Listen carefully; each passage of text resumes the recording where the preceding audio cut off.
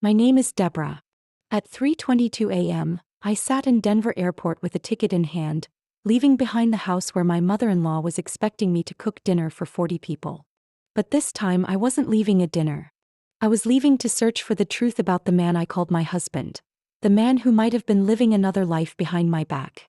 For years, I had turned myself into the perfect wife, carrying everything on my shoulders in exchange for a place in that family, only to realize I may never have truly been considered a member. Have you ever felt like nothing more than a tool in your own marriage? Share your thoughts in the comments, hit like and subscribe so you won't miss the next stories. And now, let me tell you the journey that changed my entire life. I still remember clearly the day I first stepped into that house, believing I had chosen the right path. He held my hand tightly and said, "From now on, this is our home." At that moment, I believed him. Believed I had found a man who knew how to love, how to protect, and a family that would open their arms to welcome me. The first year I tried so hard I nearly forgot who I was.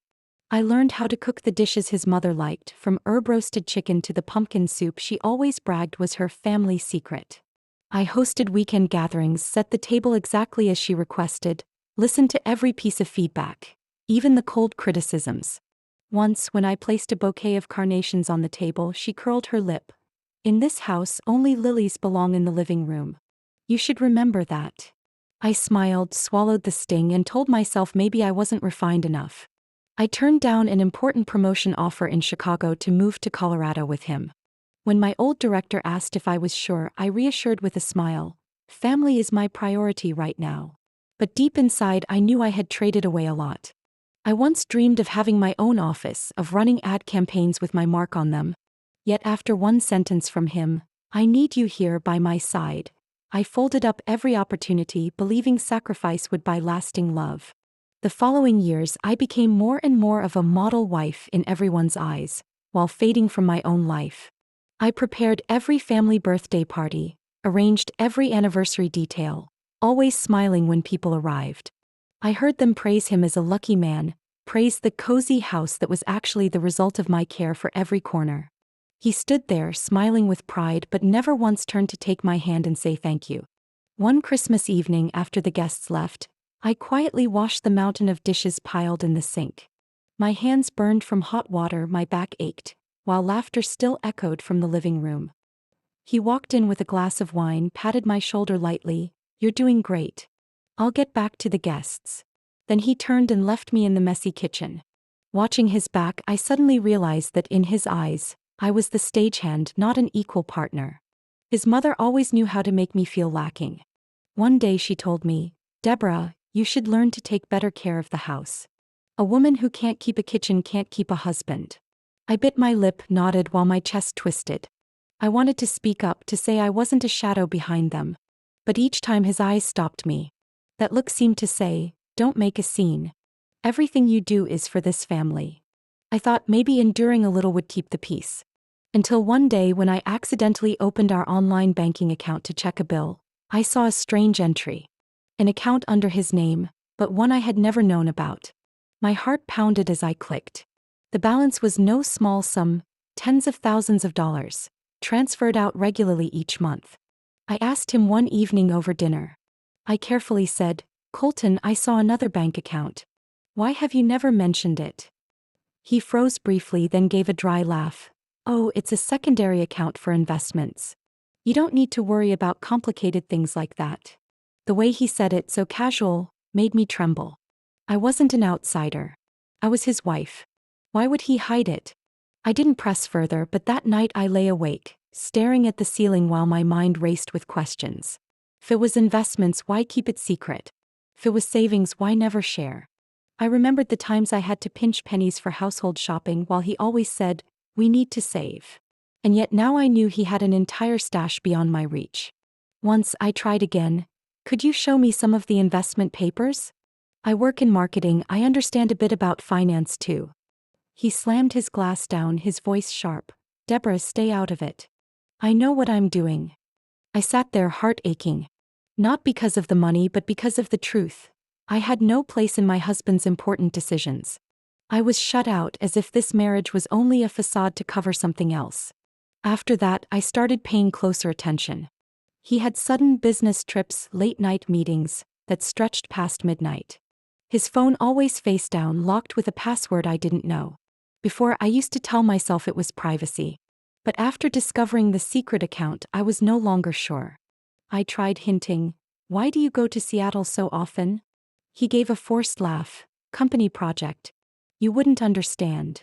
I looked into his eyes and caught a flicker of unease. In that moment, I knew there was another truth waiting for me. I continued playing the perfect wife in front of his family.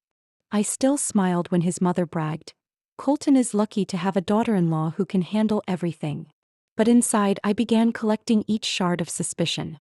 His schedules, odd expenses, unfamiliar names, and company emails I happened to glimpse. Each detail cut deeper into the fragile trust. And deep down, I realized, perhaps this marriage was never as solid as I once believed.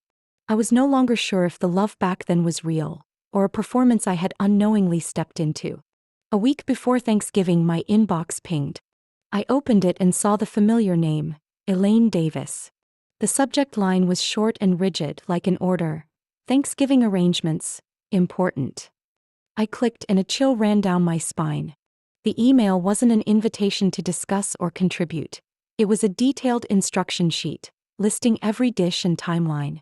3 turkeys, 18 pounds each. 8 side dishes.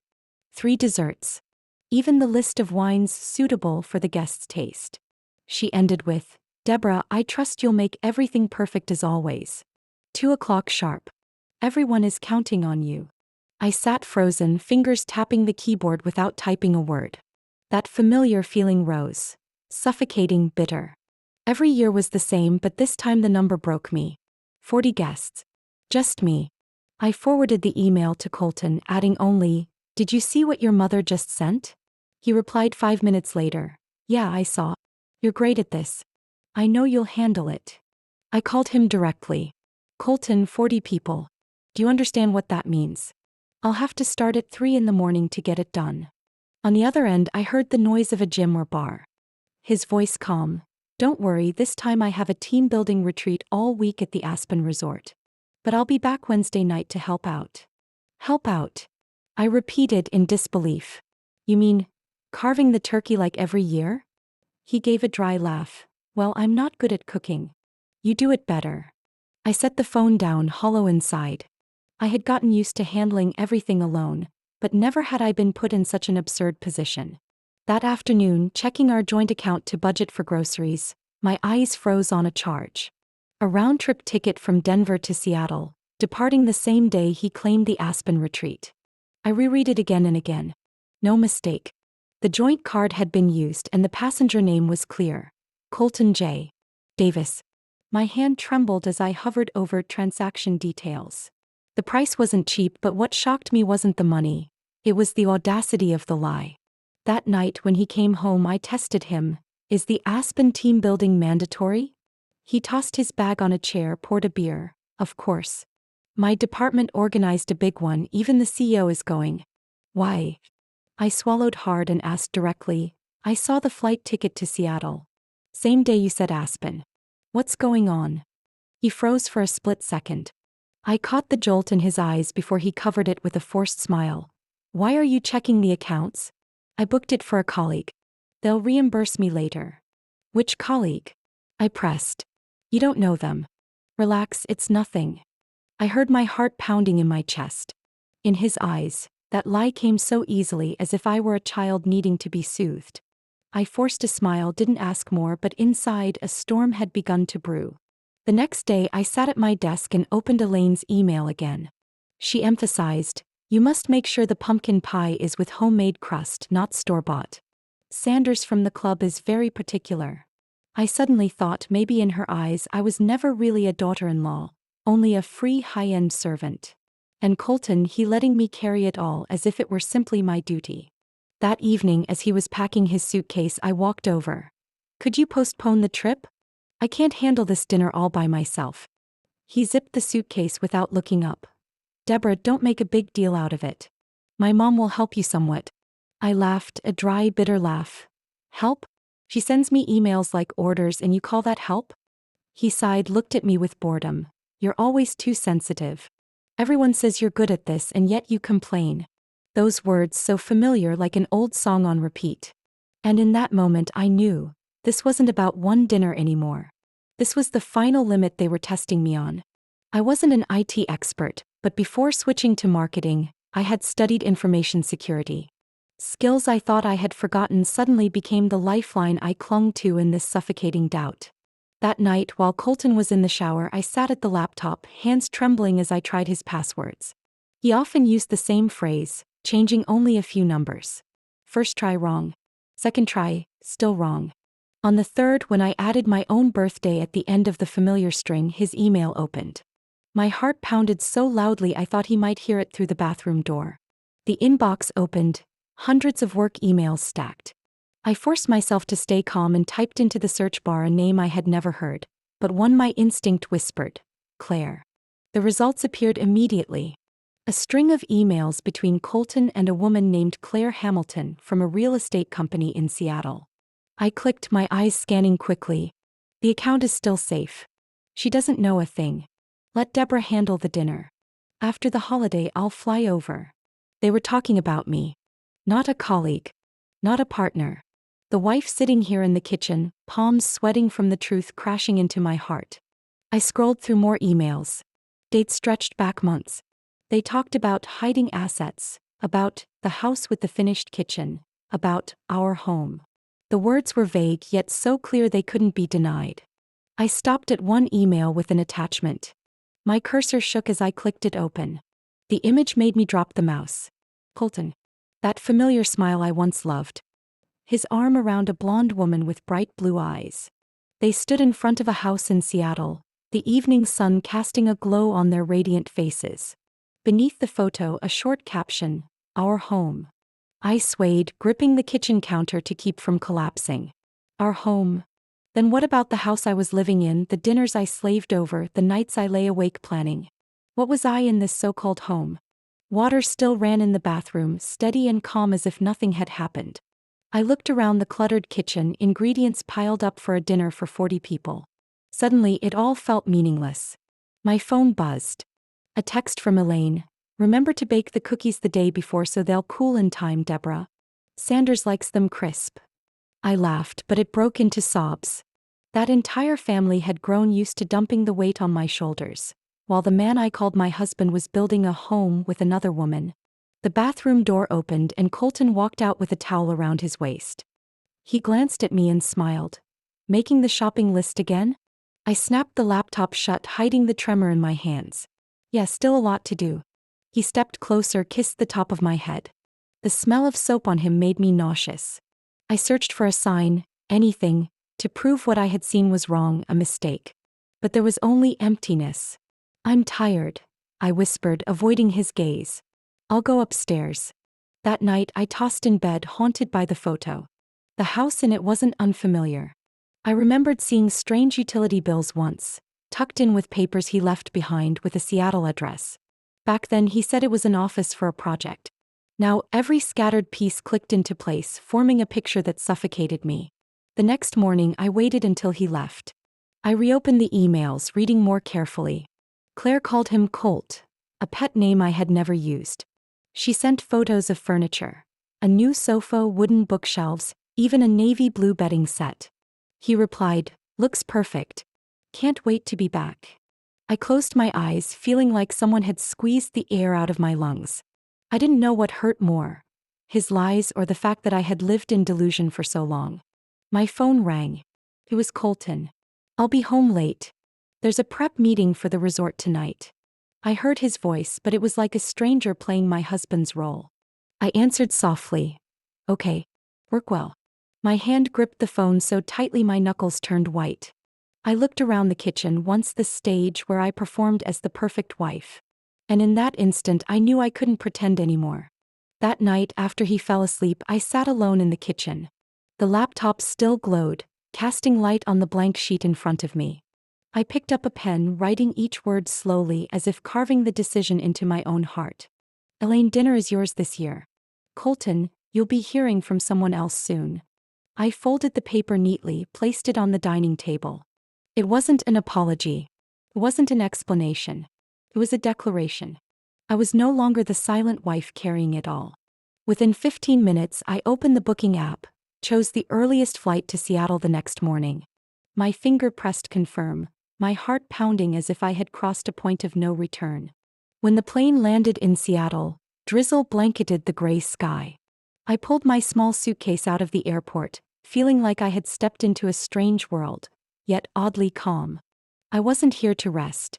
I was here for the truth. The hotel I chose was on a small street in Capitol Hill. The room was simple, a bed with crisp white sheets, a window overlooking rain-soaked trees. I set down my suitcase, didn't pause to rest, and opened my phone. In my old contacts, I found the number. A college friend had once introduced me to a private investigator here. His name was Martin Keene, a former cop now handling complicated family cases. I called. A husky, steady male voice answered. "This is Martin. Who needs help?" "My name is Deborah Lewis. I need to know about a woman named Claire Hamilton. And about my husband's connection to her." He replied, "I'll need to meet you in person. Where's your hotel?" That afternoon we met in a small cafe. Martin was in his 50s, solid build, eyes that seemed to read thoughts. He set his notebook on the table, listening as I laid out everything I had discovered. The emails, the photo, the hidden flight. He nodded slowly. "You've got good instincts. The woman, Claire Hamilton, is well known in Seattle's real estate circles. I've heard of her. I'll dig deeper. But let me ask, what do you want the truth for? Divorce? Or something more?" I gripped the hot coffee cup tightly. I want the truth. And I want to prove he never had the right to treat me like a shadow. Martin looked at me for a long moment, then scribbled a few notes. "All right. I'll start with the property records. If he has a house here, there will be a trace." In the days that followed, I lived like someone in hiding. By day, I wandered the rain-soaked streets, eyes searching for anything that might connect to Claire. By night, I lay on the hotel bed, staring at the ceiling and replaying every lie he had spoken. On the third day, Martin called me. "I have a few things you need to see." We met at his small office on the second floor of an old building. He spread out a stack of papers before me. A home purchase contract in Queen Anne under the name of Claire Hamilton, co-owned with Colton Davis. The signing date was more than 2 years ago. 2 years. Which meant that during the very time I was breaking my back preparing family dinners, he had been building our home with another woman. Martin continued, "This isn't all. I also found several bank transfers from Colton's account to Claire's. Over $60,000 in the past year." My hands clutched the edge of the table, my heart racing. While I had to count every penny for groceries, he was funneling money into another life. "Can you look into Claire's work?" I asked, my voice hoarse. "I want to know exactly what they're doing with that money." Martin nodded. "You'll have the information soon. But Deborah, you need to be prepared. The truth is rarely easy to swallow." That evening, back in my hotel room, I opened my laptop and reread Colton's emails. This time, I paid attention to the small details I had overlooked before. In one, Claire wrote, "Best not to make her suspicious. Let her keep handling the dinner. The busier she is, the less time she has to ask questions." I collapsed onto the bed, eyes blurring. That her was me. They had calculated every step, turning me into the perfect cover so Colton could live 2 lives. My phone lit up suddenly. A text from Colton. "I miss you.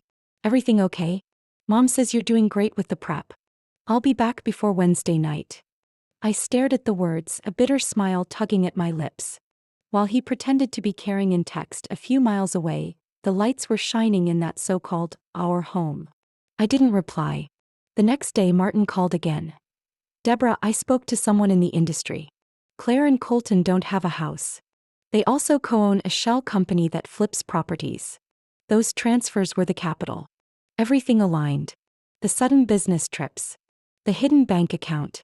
The house in Seattle. None of it was coincidence. I need to meet Claire," I said. "I want to hear it from her own mouth." Martin hesitated. "Deborah, are you sure? Meeting her could be dangerous, or at the very least, very painful." I met his eyes, my voice steady. "I've lived in pain long enough. Now I need the truth." Martin arranged for us to meet at a cafe by Green Lake, where he said Claire often stopped in the mornings. I arrived early, carrying one thing in my bag, a framed wedding photo of me and Colton, large and silver-edged. My heart thudded as I imagined facing a woman I had never met, yet who shared the same man, the man I had called my husband. The cafe door opened and a blonde woman stepped in. She wore a beige knit coat, her face beautiful but tired, deep blue eyes shadowed by dark circles. Martin signaled to me. I walked toward her, my voice trembling. "Are you Claire Hamilton?" She froze briefly, eyes cautious. "I'm Claire." "Who are you?" I pulled the photo from my bag and placed it on the table. In it, Colton and I smiled brightly under a floral arch, hand in hand. The light from the cafe window glinted off the wedding ring on my finger. Claire stared at the photo, her lips quivering. Tears spilled suddenly, unstoppable. "Oh God," she whispered, he really did this." I sat across from her, my hands clenched together to keep steady. "I need you to be clear. What's going on?" Claire dabbed her tears with a napkin, her shoulders still shaking. "I never signed any divorce papers. Colton and we married 12 years ago at the Seattle courthouse. We once filed for a temporary separation, then I received divorce papers in the mail, stamped finalized. I thought he wanted to end things, but at least I believed it was real." My throat tightened, but I have a legal marriage certificate with him. Claire looked at me, confusion and pain in her eyes. "He forged my signature. And maybe falsified the paperwork he sent you. Legally, I'm still his wife." The words hit me like a hammer. I hissed through my teeth. "Which means he's been living 2 lives. One here with you. One in Colorado with me." Claire nodded, tears falling hard. "And I think the reason he did it was money. I don't have much wealth. But I know you." She hesitated. "You come from a family with assets, don't you?" I froze. My heart twisted as I remembered my father's inheritance. A modest investment fund, but enough to keep me independent. When I married Colton, I believed he was honest, so I never doubted. Turns out that was what he had targeted all along. I looked straight at Claire. "He poured my money into the business you two shared?" All I knew was the joint account for property deals. I thought it was his capital. I never knew where it came from. I gave a bitter laugh. "So the dinners for 40, the sleepless nights I carried. A smokescreen while he kept fooling us both." Claire clenched the napkin, eyes red. "I suspected. But I wanted to believe that he was really busy with work." In the cafe, filled with the hum of grinders and chatter, she and I sat like 2 lonely islands, battered by the same storm. I took a deep breath, steadying my voice. "We can't let him continue. I need proof. Do you have anything?" Claire's eyes flickered with determination. "Yes. I kept the house contract. And I have a copy of the divorce file I never signed. The signature is fake. I can prove it." I leaned forward, feeling strength surge in my chest. "Then we can overturn everything. Not the marriage, but the assets too. I'll help. I can't let him trample both our lives like this. We weren't enemies as he had hoped. We were 2 victims. And now maybe even allies." I pulled out my phone, turned to Martin, who had been quietly watching nearby. "Do we have enough to start?" He nodded slowly. "Not enough for court yet, but enough to make Colton shake. And I promise you, Deborah, this is only the beginning." When Claire and I left the cafe that afternoon, the Seattle rain had stopped. The wet street reflected the streetlights in long streaks, like a warped mirror of our lives. 2 women bound by the same betrayal, now clasping hands to prepare for a counterattack. Martin brought us back to his small office. The room was simple, shelves packed with files, an old wooden desk, and a scanner in the corner. He pulled a fresh stack of blank forms from a cabinet and set them down hard on the desk. "If you want to go all the way, the first step is to hire a divorce attorney. You both need to protect your legal rights before Colton has a chance to cover his tracks." Claire nodded, her eyes dry after the tears. I once thought I wasn't strong enough to face the truth. But now, Colton's lies had become the very fuel that kept me from trembling. The next day, we went to the office of attorney Linda Chavez, a Mexican-American woman in her 40s, known in Seattle for handling complicated divorce cases. She listened carefully as we explained, her eyes sharp but her voice calm and steady. "You have more than I expected," Linda said after reviewing the photos, emails, and house contract. "Especially the copy of the divorce file without a real signature. That is clear evidence of forgery."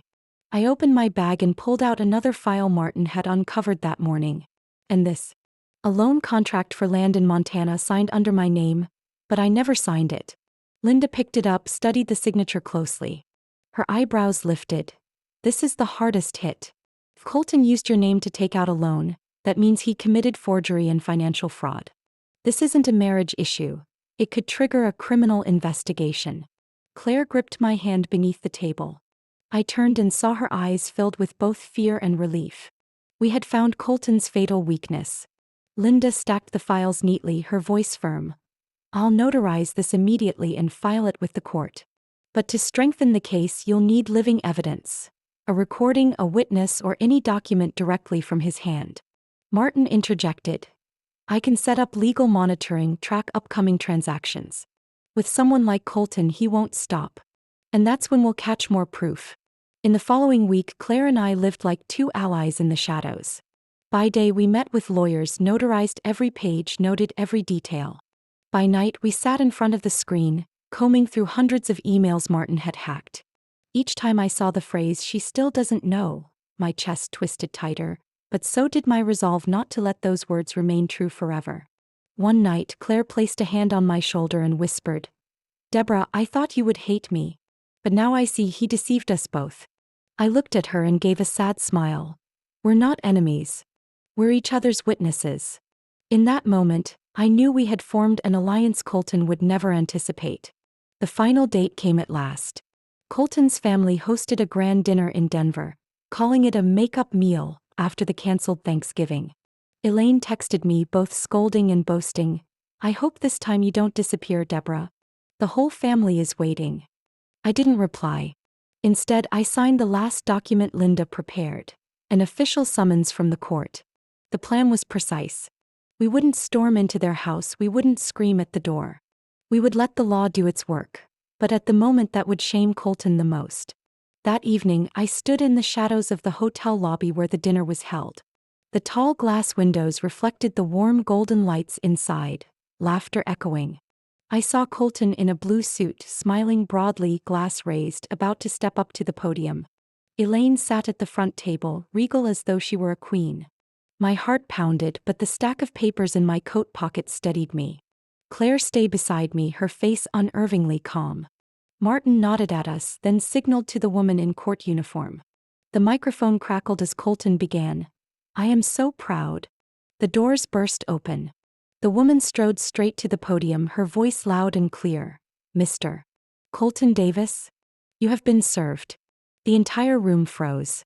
Colton gaped, his hand shaking as red wine spilled down his sleeve. Elaine shot to her feet, her voice breaking. "What is this?" I walked in slowly, eyes fixed on Colton. His face was pale, stripped of all confidence. I stopped a few steps away and pulled from my pocket the photo of our home, placing it on the table before Elaine. "This house," I said clearly, "doesn't belong only to you and your son. And that Montana loan signature isn't mine." A wave of murmurs rippled through the room. The process server placed the thick summons into Colton's trembling hand. He stammered, "This is a mistake." Claire stepped forward, laying down the unsigned divorce file copy. Her voice was calm but firm. "There's no mistake. I'm still the legal wife. And he deceived us both." Every eye turned toward Colton. I saw stunned faces among his relatives, whispers spreading, "2 wives. Forgery.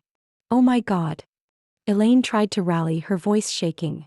"Deborah, you're shaming this family." I turned, a faint smile on my lips. "No. This family shamed itself when it allowed lies to thrive." The chandeliers sparkled, but Colton's face was swallowed in shadow. I stepped into the glittering ballroom, the music faltering as all eyes fell on me. My simple white dress hugged my frame, not as glamorous as the other women, but its plainness made me stand out.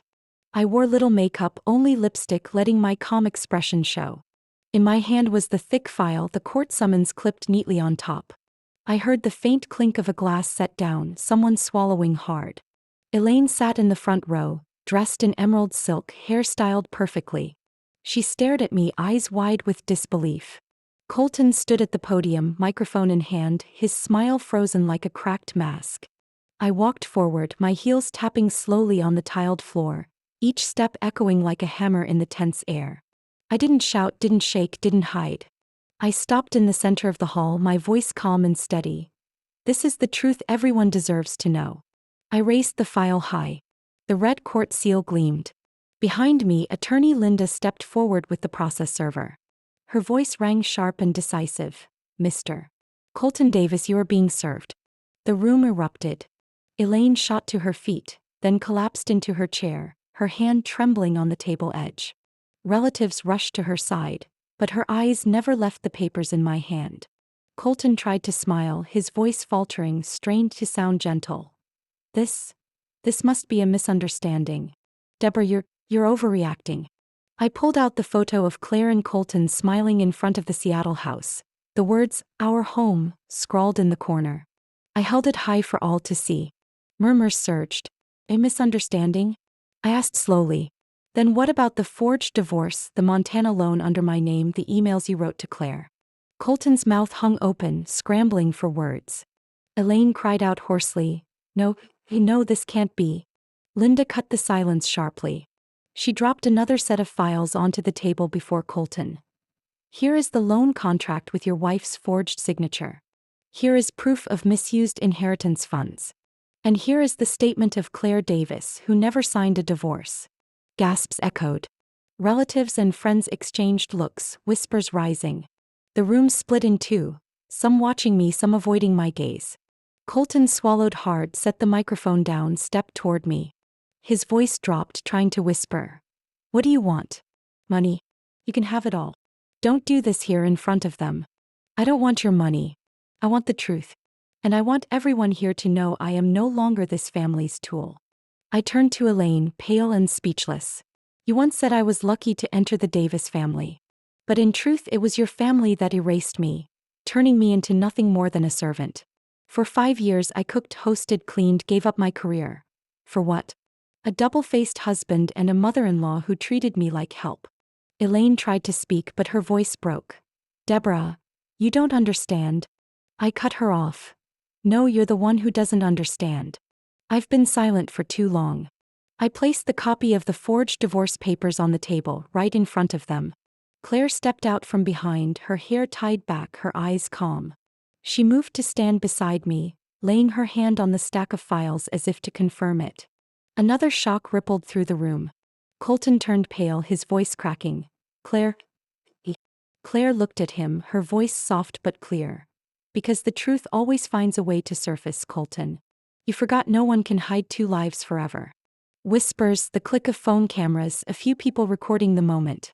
I saw Colton raise his hand to stop them, but every move of his was meaningless now.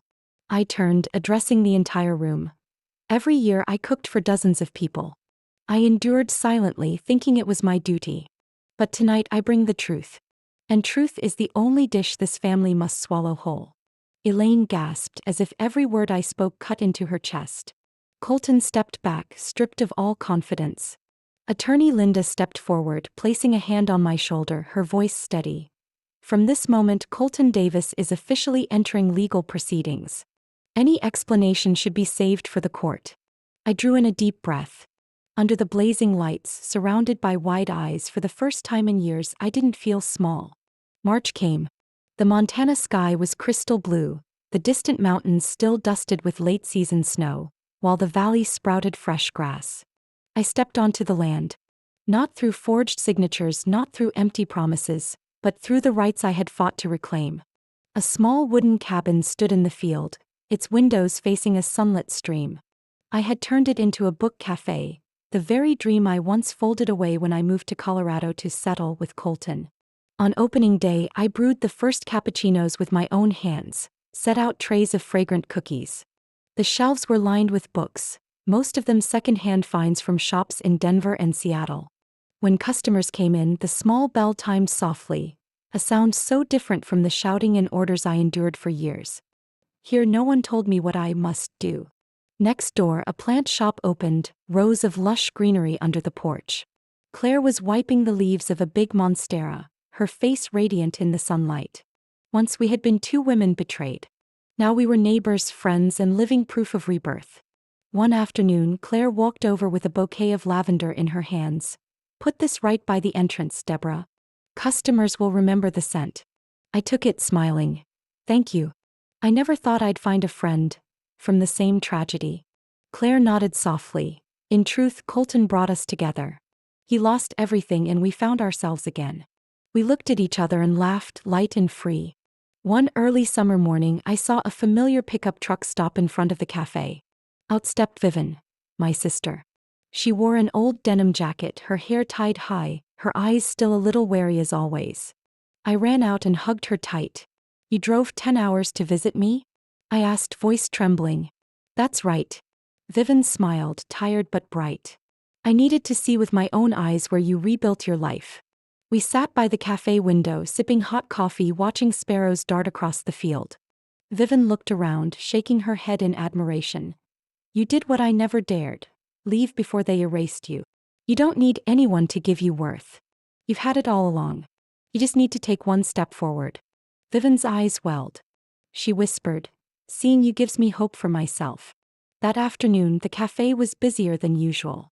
A family stopped by after camping. Young friends came to read, the elderly neighbor bought a cup of hot tea. I was busy but at peace. In every smile, every greeting, I felt clearly that this place was more than a cafe. It was a rebirth. A place where no one raised their voice at me, where my words were heard, where I could finally live fully as myself. Montana, with its mountains, streams, and fresh winds, became proof that a new life can begin at any time, if you're brave enough to leave the place that once erased you. A year later, when winter returned, Montana was blanketed in thick snow. I sat in the small cabin, the fireplace crackling, firelight glowing on familiar faces. 6 of us gathered around the wooden table. Me, Claire, Vivian, the elderly neighbor, and a young couple who had opened a bakery nearby. No one had to pretend to be the perfect host. We roasted chicken together, someone brought pumpkin pie, another brought wine. No orders, no comparisons, laughter filling the warm air. "Deborah, the chicken's fantastic." The old neighbor chuckled, dropping another piece on my plate. "I only put it in the oven." "The group did the rest," I replied, and the whole table burst out laughing. Claire poured more wine, her voice soft with relief. "A year ago, if anyone said we'd be at this table together, I wouldn't have believed it. Yet here we are, and it feels natural." I looked around, my heart warm in a way I'd never known. No longer was I scrambling to lay out a feast for 40. No longer was Colton watching from the sidelines as if my labor was owed. Now everyone contributed and my worth was no longer tied to service. The phone chimed. I opened my inbox and saw Linda's email. The words were brief but enough to still me. "The court has ruled. Colton Davis is convicted of forgery and fraud. Elaine has been forced to sell the Denver house to cover part of the damages." I set the phone down, inhaled deeply. It wasn't the joy of revenge, it was closure. What I had lost could never be replaced, but at least the truth had been named. Vivian sat beside me, her hand on my shoulder, whispering, "I always thought you'd stay trapped. But today, seeing you, I believe people can break free and live true to themselves." I turned, squeezed her hand gently. "You can too, Vivian. Everyone deserves a life that doesn't require permission." Outside, the snow fell heavier. Through the window, I saw the forest blanketed white, silent but not cold. Inside, laughter rang out, silverware clinked, the scent of roast chicken and pumpkin pie filled the air. I raised my glass, my voice soft but firm. "This Thanksgiving has no grand feast, no 40 guests and finery. Only me, whole, no longer disappearing to please others. And that is enough." Glasses clinked, smiles spread. I looked into the fire, and the woman reflected back was no longer a shadow. She was me, clear, full, and enough for my own life. What do you think of this journey? Have you ever felt like you were turned into a tool in your own family the way I once was? Or have you had a moment when you dared to step out and reclaim your voice? Share your story in the comments. Your experience might give someone else the courage they need to change. If you resonated with this journey, don't forget to like, subscribe, and turn on the notification bell. I have many more stories to share about family, love, betrayal, and the strength to rise again. Each story is not just for reflection, but to remind us all, no matter how much the world tries to shrink us, we still have the right to live fully, completely, and without asking anyone's permission.